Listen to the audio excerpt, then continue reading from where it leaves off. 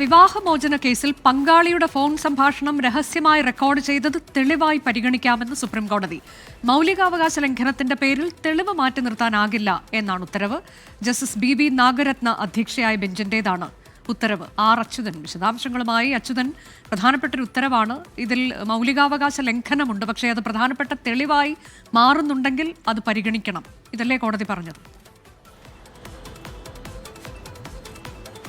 അനുജ, തീർച്ചയായിട്ടും. കാരണം വിവാഹമോചന കേസുകളിൽ ഈ പങ്കാളിയുടെ ഫോൺ സംഭാഷണം അത് രഹസ്യമായി റെക്കോർഡ് ചെയ്യുന്നതിനെതിരെ ഹൈക്കോടതിയുടെ ഒരു ഉത്തരവുണ്ടായിരുന്നു. അത് മൗലികാവകാശ ലംഘനമാണ്, അതിന്റെ വ്യക്തമായ ലംഘനമാണ് എന്നതായിരുന്നു ഹൈക്കോടതിയുടെ ആ ഉത്തരവ്. ആ ഉത്തരവിലാണ് ഇപ്പോൾ സുപ്രീം കോടതിയുടെ ഒരു നിർണായകമായിട്ടുള്ള ഇടപെടൽ ഉണ്ടായിരിക്കുന്നത്.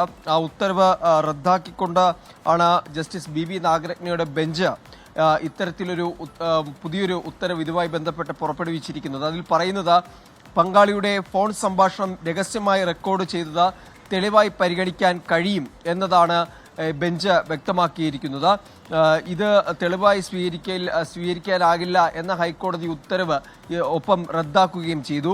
മൗലികാവകാശ ലംഘനത്തിന്റെ പേരിൽ തെളിവ് മാറ്റി നിർത്താനാകില്ല എന്നതാണ് കോടതിയുടെ ഇതുമായി ബന്ധപ്പെട്ട് നിരീക്ഷിച്ചിരിക്കുന്നത്. എവിഡൻസ് ആക്ടിൽ അത്തരമൊരു കാര്യങ്ങളൊന്നും പരാമർശിക്കുന്നില്ല എന്നതുകൂടി കോടതി നിരീക്ഷിക്കുന്നുണ്ട്. ഇതിന്റെ അടിസ്ഥാനത്തിൽ കൂടിയാണ് രഹസ്യമായി ശേഖരിച്ചിട്ടുള്ള തെളിവുകൾ, ഫോൺ സംഭാഷണങ്ങളുടെ തെളിവുകൾ, അതിനെ ആ തരത്തിൽ തെളിവായി തന്നെ കണ്ടുകൊണ്ട് മുന്നോട്ട് പോകാൻ കഴിയും എന്നൊരു ഉത്തരവ് സുപ്രീം കോടതിയുടെ ഭാഗത്തു നിന്ന് ഉണ്ടായിരിക്കുന്നത്. അനുജ, അതാണ് വളരെ പ്രധാനപ്പെട്ട ഒരു ഉത്തരവാണ് സുപ്രീം കോടതിയുടെ ഭാഗത്തുനിന്നുണ്ടായത്. വിവാഹമോചന കേസിൽ രഹസ്യമായി റെക്കോർഡ് ചെയ്ത ഫോൺ സംഭാഷണം അത് പ്രധാനപ്പെട്ട തെളിവാണെങ്കിൽ അത് സ്വീകരിക്കാം എന്നതാണ് കോടതിയുടെ ഉത്തരവ്.